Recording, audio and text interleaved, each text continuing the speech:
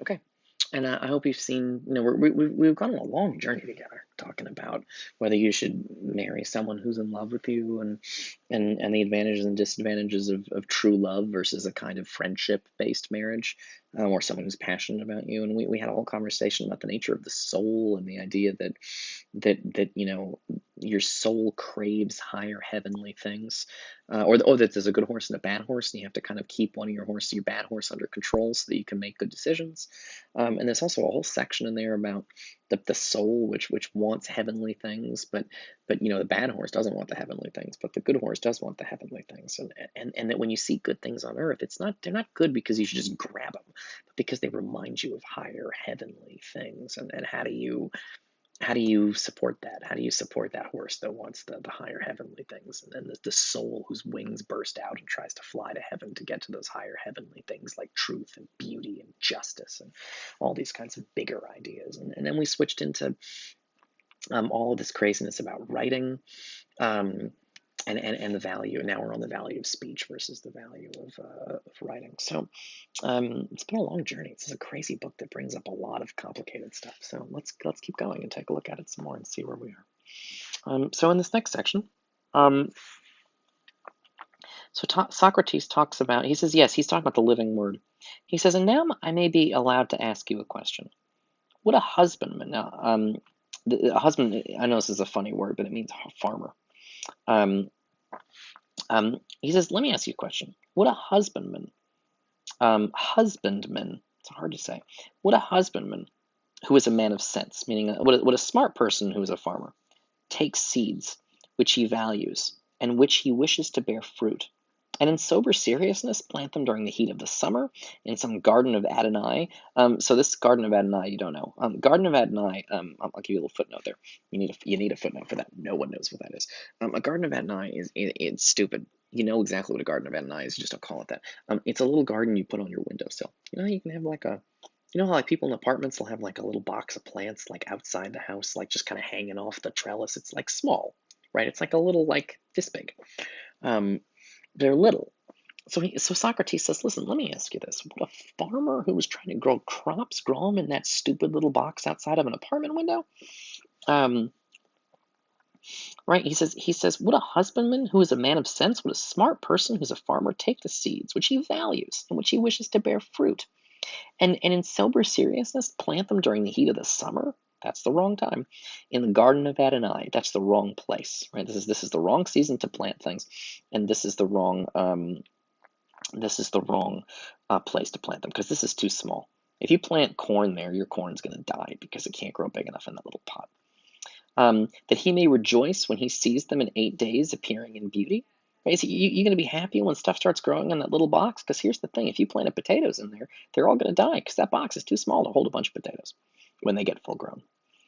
Um, at least he would do so only at all for the sake of amusement and pastime. Meaning, if you're going to make one of these little boxes outside your apartment, hanging out the window with plants, you would do it out of amusement and pastime, just for fun, just because it looks pretty. But you wouldn't do that if you were a serious farmer, and take seeds that you value and which you want to really bear big pieces of fruit. You wouldn't plant them in some little box like that. You might plant flowers in that little box for amusement and pastime, but in seriousness, you're not going to plant fruit in that little dumb box. And he says, when he is in earnest, when he's serious, he sows in a fitting soil, right? You put them in the right kind of soil, not in a little box outside your apartment. You go into a field where you can really plant your plants, and practices husbandry, and is satisfied, and if in 8 months the seeds which he has sown arrive at perfection, right? Because the flowers will show up in 8 days. And that's a nice amusement. He sees them 8 days later appearing in beauty because flowers only take like 8 days to grow. But if you're planting like corn and like serious food, you don't put them in a little box. You put them out in the proper soil. And 8 months later, they grow so that you can eat them. So Socrates seems like he's off topic. Now, by the way, if you know the Bible, and Jesus. Jesus tells stories like this all the time. He has a lot of stories for his followers. They're called parables. And he'll tell a story about some farmer or something, and you'll be like, Jesus, why are you talking about this? And then Jesus says, it's a metaphor for the current situation. So Socrates says, listen, is a farmer who really wants to plant crops going to put them in like a little garden box outside his apartment and get excited 8 days later when those little green things? No.